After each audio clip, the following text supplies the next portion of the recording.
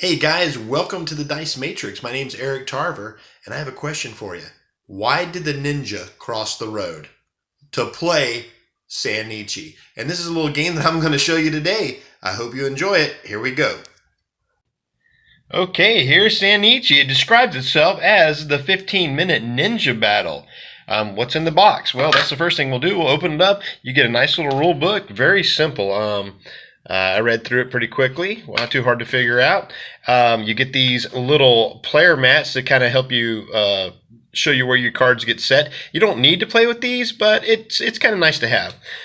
You get the little information cards that remind you of your actions of what you can do on your turn.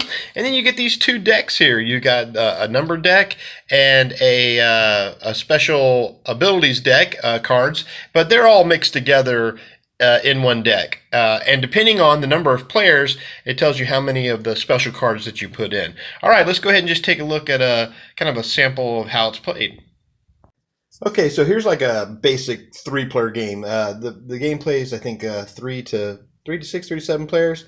Let's see. So every player is dealt 7 cards, and then you have these little player boards. And on the player boards, there's 3 areas. To the left, you have your damage pile. Up here it shows you where you can select your card, and over here is your combat pile. And it's just important to just know the left from the right, obviously, which side is which for every player, so it's pretty universal. But anyway, I was just going to show you a little sample round or two. What happens is everybody looks through their hand, and they select a card, and I'm just going to kind of throw these up random to see what we get here.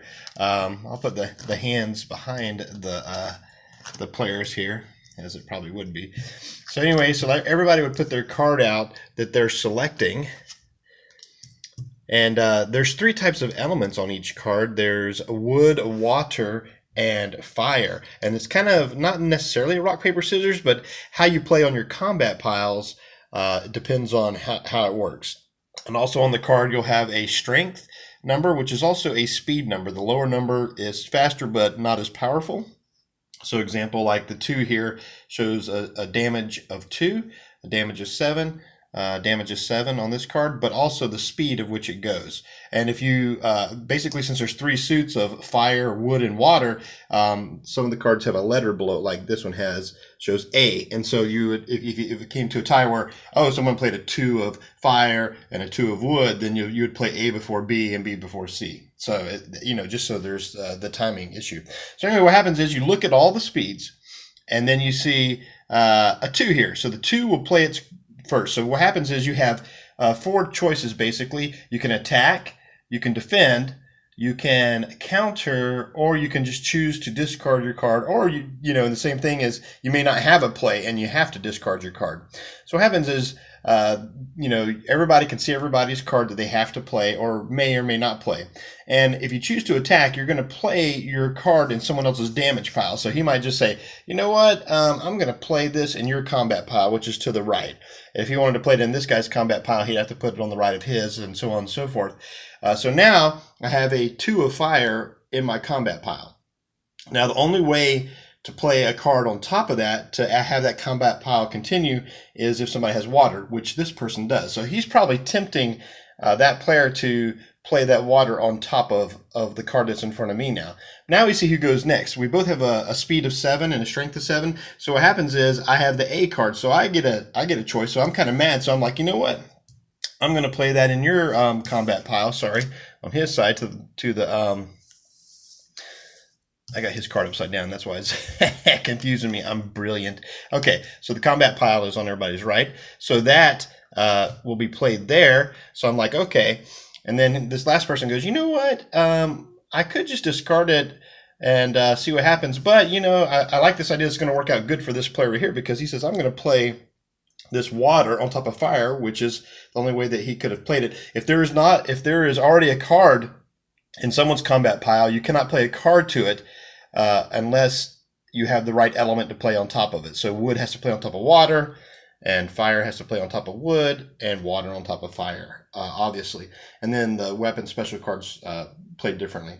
So anyway, what happens is now that everybody's played their cards and or took their action to do either discard their card or play their card, now he could have played this card in his own pile, which means, hey, people can't play cards on top of it if they don't have the right element. So that may be a defense move. But in this case, since the number was high, he doesn't want that. Because when you go to the combat resolution, what happens is you look at the highest strength. So who has the highest strength? Well, there's a 7 here and a 7 here. If mine had been an 8, what happens is I have to take all these cards and I put them face down on the other side, and now that is my damage pile. So at the end of the game, everybody adds up their damage, and whoever has the least amount of total damage with that, like that's 9 points of damage because it's a 7 and a 2. So whoever has the least points of damage at the end of 7 rounds actually wins. So that's a pretty simple mechanic right there, but a lot more depth into it as you see it played. Now, in this case, since we're tied at 7, we both move our piles to the damage pile. And so now this person has 7 in their damage pile, and I have 9 in mine, and then we would go to the next round. Everybody goes through their hand, chooses a card, and flips up the card simultaneously of what they're going to have, and then you would go from there. And so, you know, we have all 3 different elements, so this makes it interesting. So the lowest number will go first, so I'd get first action, and I have to look at the board to see how it's played. And if they're like, if the damage pile last round, let's say I had an 8, so I had to take the most damage, this guy's 7 would still be out here.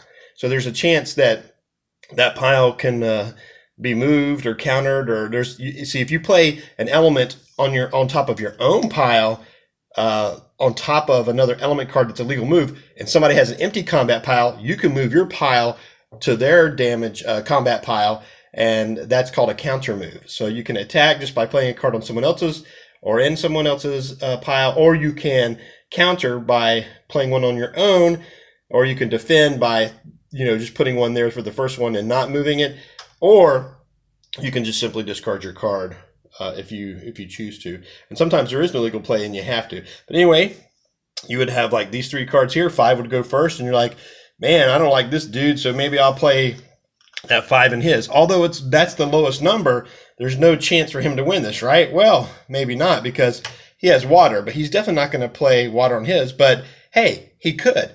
When it came to his turn, let's say he decided to play this on me. Well, now he could play that on his, and that could be a counter because he played it on his own damage pile, and he has nothing in his combat pile. So he can move that combat pile over here. And then when it comes time for resolution, this 10, we have to go to his damage pile, and then mine would stay in play. So there's a lot of thinking going on, like where do you want to play, or do I just, maybe I'm better just discarding my card that turn. But anyway, you play a full 7 rounds through your cards and add up all the damage, and whoever has the least amount of damage wins after the 7 rounds.